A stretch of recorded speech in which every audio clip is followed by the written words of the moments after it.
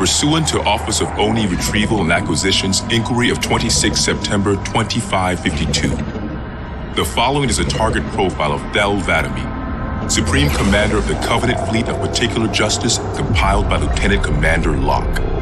First confirmed contact with Vadami came in 2535 on an unofficial human colony known as the Rubble. After-action reports from civilians, as well as Spartan Units 006, 111, and 120, suggest that Vadami was at that point a relatively minor functionary of the Prophet of Regret. Spartan 006 engaged Vadami in combat on the Rubble. Both parties survived the encounter.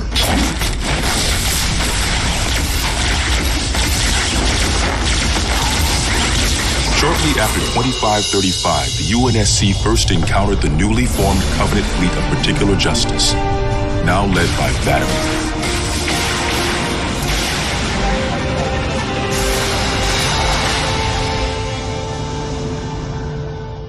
Review of early engagements with this fleet show that it quickly grew in size from 5 to nearly 60 ships as Vadami cut a path through many human systems. ONI Section 3 made multiple attempts to anticipate or even track Vadami's movements at the cost of a number of operatives' lives. Vadami eluded all such efforts, and he continued his unpredictable and devastating campaign. Vadami also stands out from other Covenant commanders in the frequency in which he takes a personal role in ground assaults.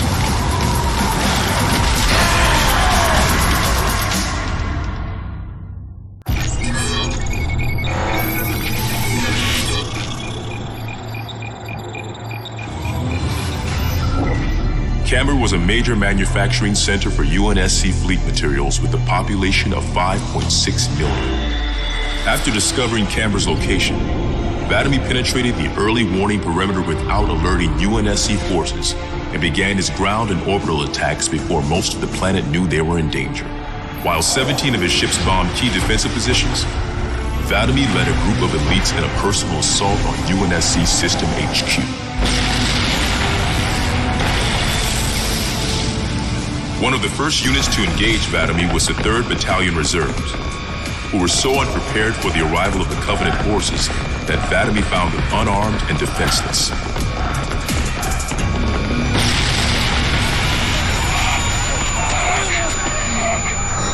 In an unexpected display of what appears to be honor, Vadami allowed the 3rd to finish gearing up before engaging them in combat.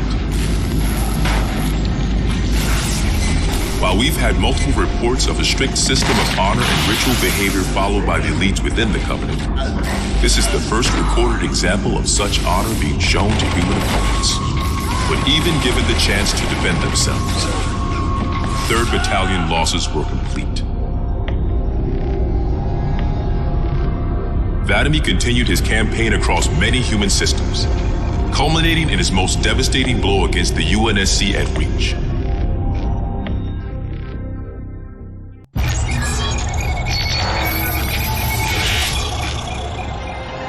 Vadami's most recent and damaging blow to the UNSC was the fall of Reach. ONI has still not been able to fully determine how Vadami located the planet, and once again, he caught us completely by surprise when his forces arrived in orbit and on the ground. Vadami is responsible for over 1 billion total casualties and the loss of at least 7 human planets. His forces have defeated all UNSC counterattacks at the cost of 123 fleet vessels and over 23,000 personnel. And now with Reach lost, ONI and UNSC strategic AI report a 0% confidence that the Navy can stop Vadami through traditional means. In the opinion of this investigator, Vadami is the most dangerous Covenant military asset on the field. It's common knowledge that the Covenant have a significant technological advantage over the UNSC, but are sometimes inflexible in their tactics. This is not the case for Vadami. We cannot predict what he'll do next, but given time, we fear he will dismantle all remaining UNSC strongholds. This agent's recommendation: immediate termination. If humanity wants to survive this war, we cannot do it with Vadami on the field.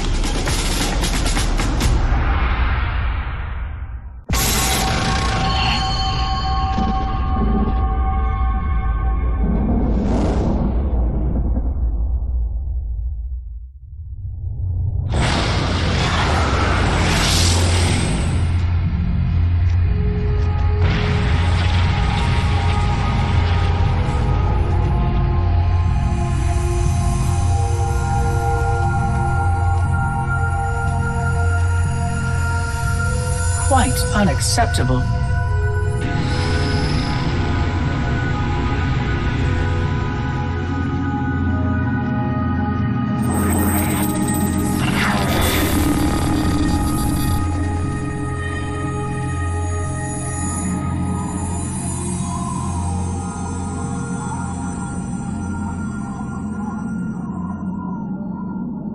Glorious day. The prophets will be pleased that we have rescued an oracle from the humans' violation of the holy temple. Why do you keep calling it a temple? My installation was a weapon, and one which we needed very, very badly. But Oracle, I do not understand. We were told the rings are salvation, a gateway to paradise. Told? By whom? Anyone who told you that is a fool, or quite mad.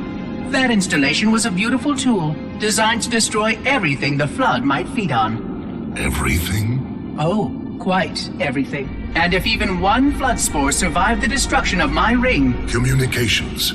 Shut down all lines to the fleet. We will not notify the prophets of our discovery until I hear everything this oracle has to say. I will gladly share what I am permitted, but we have little time. What has been unleashed here could destroy everything you have ever known. On that, Oracle, we are in agreement.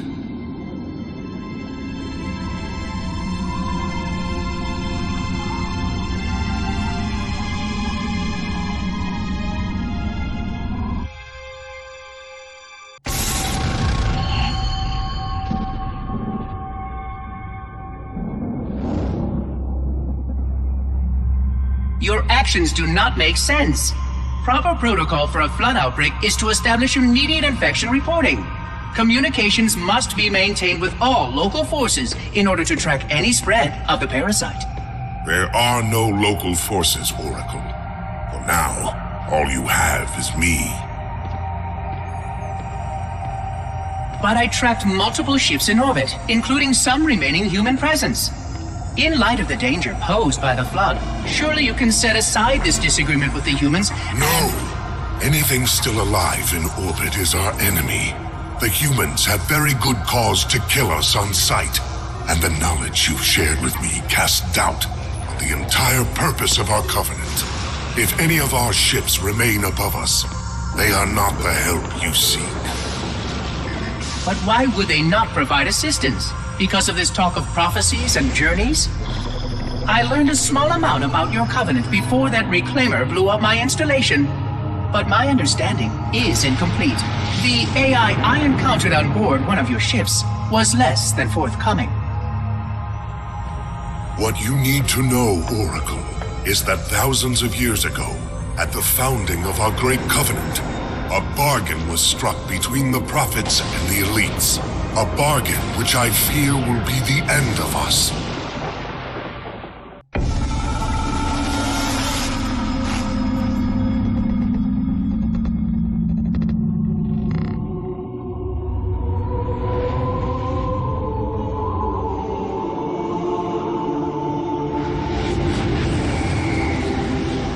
Regarding the history of the Covenant and its glorious founding species, the Sanshayum and Sanghili, the record of punished deeds would not be sufficient without a word on the Arbiter. Not the consignment of shame that it is currently, but what came before, the legendary warriors of Sanghili past.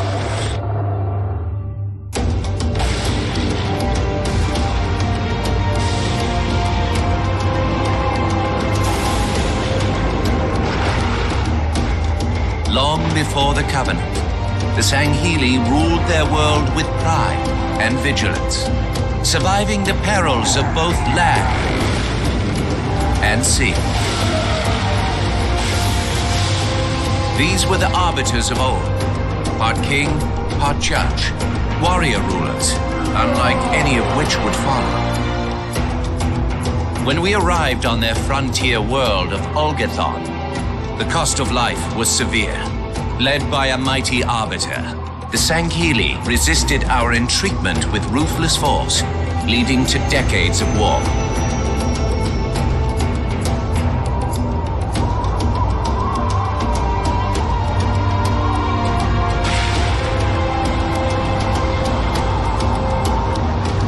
We would eventually triumph, of course. And when we did, we would not ignore the mantle of the Arbiter. Like all things, we would bend the Sangheli to our own ends. The Arbiters would become the very will of the Prophets.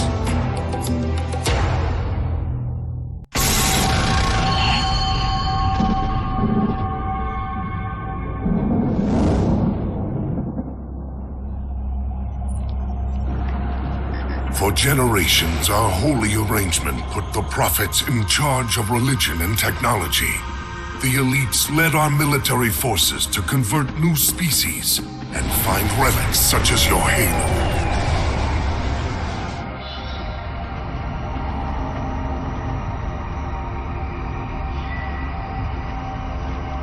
And these relics you sought, the San Shayum, your prophets, told you that they would lead you on this great journey? Yes, transcendence, eternal life. Their promises were endless. We gave up our old ways to follow the Prophet's lead on the great journey. Gave up all of our history, all of our traditions. Not all of your traditions, it seems. This Arbiter you mentioned, hasn't that always been a position of power for your species? Power? It was long ago. An Arbiter was once the pinnacle of our people, leader of the clans, and master of the battlefield. But then, an Arbiter committed heresy, and an example was made of him. Heresy? He challenged the word of the prophets, challenged and lost.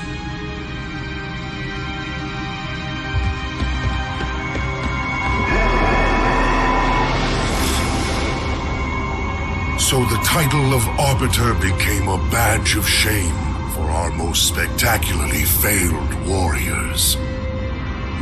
Yes. They were accomplished manipulators, back before the firing of the array. I see at least that hasn't changed. Manipulators? What? And before? Before when? I will explain later. Right now, I want you to tell me everything you can of these Arbiters.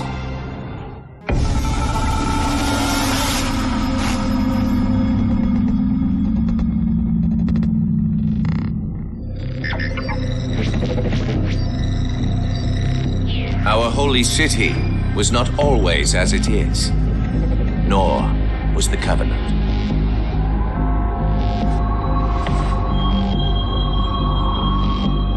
At one time, it was only San Shayum and Sangheli, but as we grew, and new species were added to our number, radical steps had to be taken.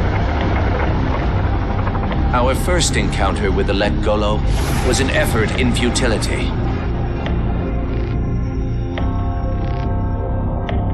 The blasphemous creatures had devoured a Forerunner orbital, shattering its remains into 1 trillion pieces. What was left became the rings of Te. As no conventional methods could purge the rings of their infestation, we sent one of our most faithful, an Arbiter. For a full year, this Arbiter ventured across the surface of one of their moons, learning both their strengths and their weaknesses. It was there that we discovered the Lek Golo's secret.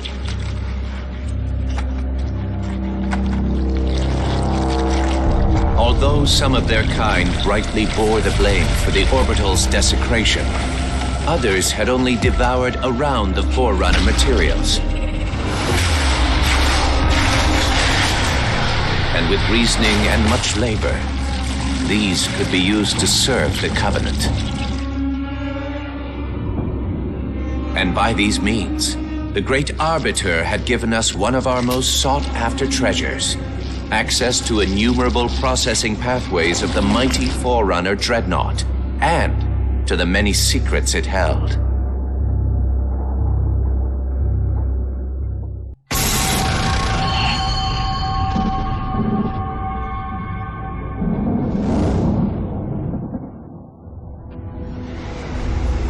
It is most unusual that in all the exploits of these Arbiters, you never mentioned their role in choosing their missions of redemption. There is no role, Oracle. Once one of our commanders becomes an Arbiter, he belongs to the Hierarchs. These Hierarchs, they are the same High Prophets who control all the holy relics you collect from my time? The same. And they use these relics to build your new weapons and bring you the word of your gods? It has always been so. Interesting. Am I a holy relic? I do not understand. Because I am certainly not a god. I am a tool, as is this mining platform you stand upon, as was the installation that once orbited the planet. The Forerunner's technology is lasting and indeed quite powerful, but I'm quite certain they would have told me if I was infused with some kind of divine power. I suspect some of your prophets may have been quite aware of how much divine inspiration tools such as myself could provide. And you never questioned these proclamations. Even your mightiest warriors, these Arbiters, never questioned? Questioning was what brought shame to the word Arbiter long ago, Oracle. How disappointing. I fear now that there are many questions we should have been asking for a long, long time. I would be more than happy to answer any such questions, but I have a few more for you. Continue your tale of these Arbiters.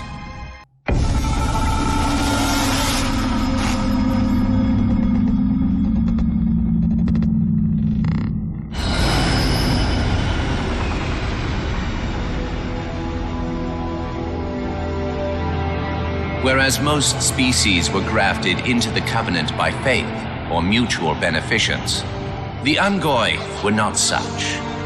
Their kind was brought into the fold by force, and it was by force that they were held captive.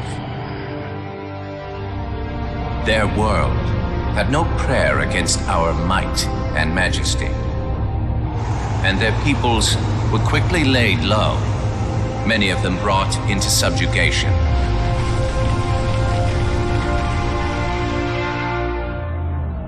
Yet while some species would perish under such pressure, others rise to the occasion, taking arms if need be, fighting back.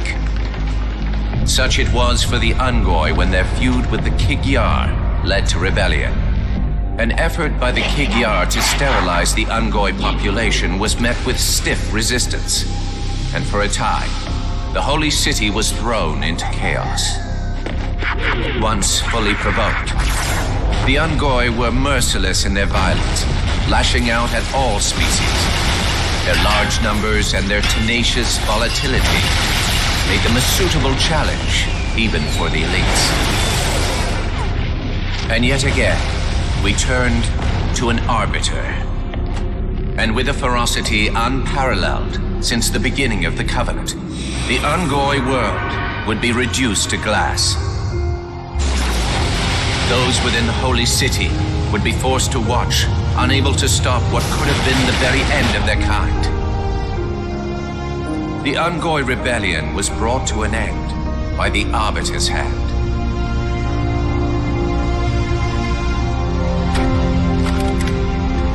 Their world was not completely lost, and those who survived within high charity found some measure of mercy. They had proven their worth in combat, and would now serve alongside the Sanghili in battle.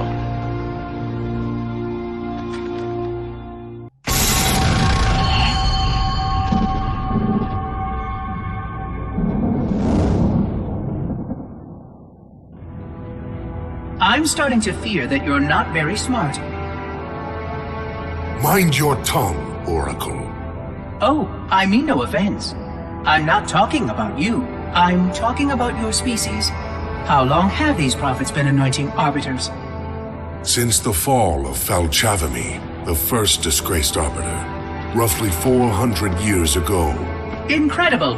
And in all this time, it never occurred to you how convenient it was that your prophets were able to find a powerful, capable leader among your people, who happened to suddenly commit a terrible blasphemy every time the power structure of your covenant was threatened. I do not understand. You do little to dissuade my fears. Then teach me. Looking back at the record of the Arbiters you discussed, was it not surprising to anyone that those chosen to become Arbiter were more than simple warriors? How so? Each of them had significant political influence among your people. In some cases, that influence was already being used to question the decisions of your hierarchs. In fact, that very questioning often gave rise to the charges of heresy that so neatly removed the challenger from the hierarchs concerned. And once they were branded Arbiter, they promptly and quite cheerfully ran to meet their deaths. all our lives we look down at the path, put our feet where the prophets tell us. All our lives spent convincing ourselves of the truth of our covenant. Could all of it truly have been wasted? Let's hope not all of it, for we have a great deal of work to do. The Flood is still out there, so I require a cooperative reclaimer to enact proper containment procedures. But your Covenant keep trying to kill all the reclaimers I can find. All this bickering is quite a deadly waste of time. Right now, the most important question we can ask is this. Who could break this hold the prophets have over you?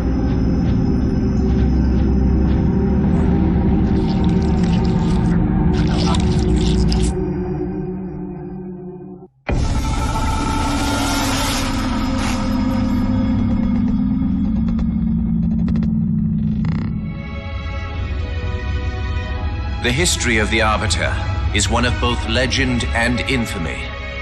Their name has been corrupted by great shame, though the contemporary is perhaps the most confounding of all. Thel 'Vadamee was born of noble blood, the legendary House of Vada. His family's renown demanded great expectations for his military career, and he would meet them all.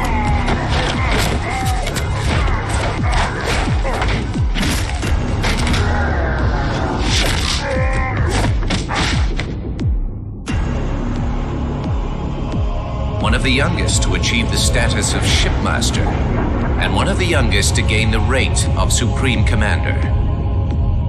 In our campaign against the humans, few have risen to renown as 'Vadamee.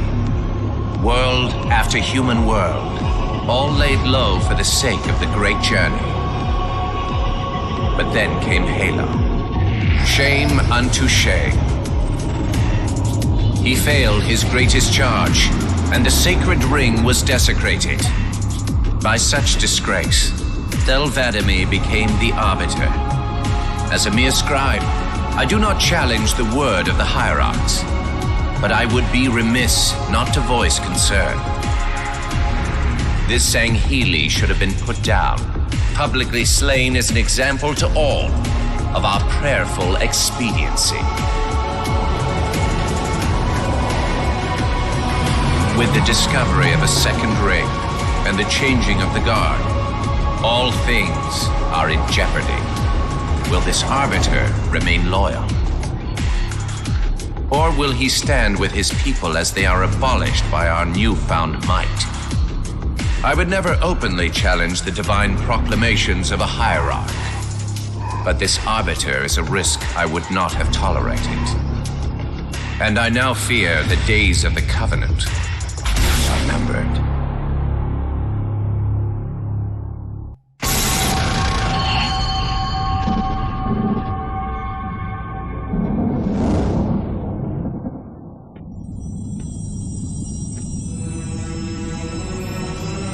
The only one I would trust with this information is probably dead right now. He was commander of the fleet that brought me to this system. Thel 'Vadamee was his name. But after hearing you tell of the destruction of the ring, I cannot believe that he still lives. His orders were to secure the ring, to prepare it for the arrival of the hierarchs. 'Vadamee never fails in his duties. If the ring is no more, then 'Vadamee must be dead. Duty can indeed be a dangerous virtue. But even if he did live, wouldn't this sense of duty make him quite unlikely to set aside his allegiance to the prophets? Perhaps not. And he would never betray our people. No, if we were able to just speak to him, explain everything you have told me. But no, these are futile hopes. If he did live, and if he was returned to the High Prophets, they would most certainly punish him for the destruction of the ring. In fact, he would be the exact kind of leader the Hierarchs would make arbiter. They would need someone to blame for the loss of the ring. His influence within the fleet grew with every one of his victories over the humans. And if he did become arbiter? Then he would be lost to our cause. Without the knowledge you've shared with me, he would obey the prophets without question. I doubt he would even respond to his former name. I don't know what it would take to overcome, but as you say, we don't have time to ask such questions, and Vadimi is almost certainly dead. If all your hopes rest on him, then I fear for the future of this galaxy. As do I, Oracle. As do I. But I will begin our fight. Make others aware of the lies the prophets whisper in our ears. And soon, we will find more who will take up our cause.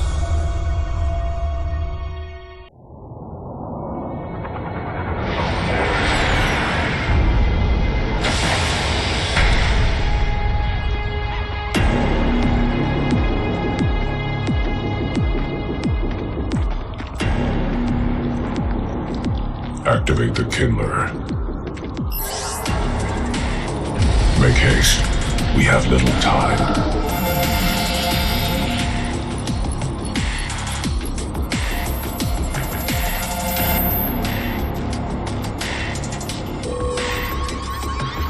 It has been found, Commander. Very well. Mark the coordinates and proceed with caution.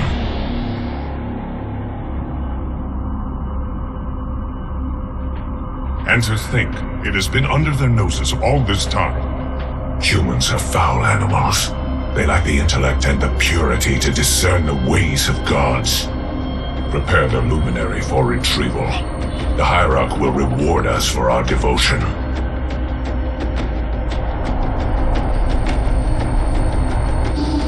Well done, Commander. Do you know what you found? A luminary Hierarch. A divine instrument. It is more than that, Commander. This is the one spoken of in the prophecies. It lights the sacred path.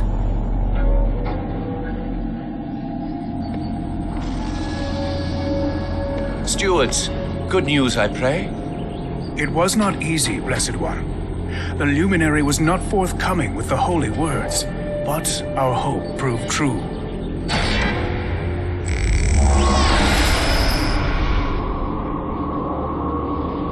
The sacred rings. Halo. And not Halo alone, High Prophet. It also told of this. The final home of the Forerunners, and the creation of the sacred rings. The Ark. By the gods. It is glorious. The stories were true. Where did the gods hide such a treasure? It lies far beyond the borders of our galaxy, accessible only by way of portal. The one portal the luminary spoke of was here. The Forerunners called it Erde Tyrene. Our calling is clear. We must go there at once. We will take the ships in our command and go to this world immediately. This Erde Tyrene. Take heed, brothers.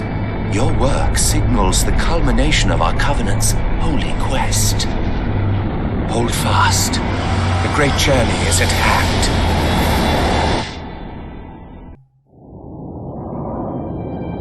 Roger that, Chief. We'll meet you at the rendezvous point when we're done here. Blue 2 out. John should be here too. They'd listen to him.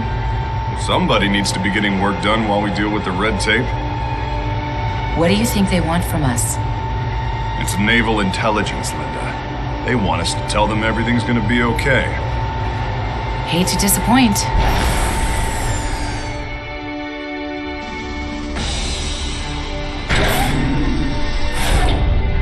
Blue Team. Where's the Master Chief? He asked that I answer the Council's questions, sir. We've been reviewing your report. You found a Covenant command and control station. It says here they were amassing an invasion fleet of more than 500 ships. The station was sufficiently disabled, but the threat is still out there. I have the report, but for the record of this council, what was this fleet's intended target, Spartan?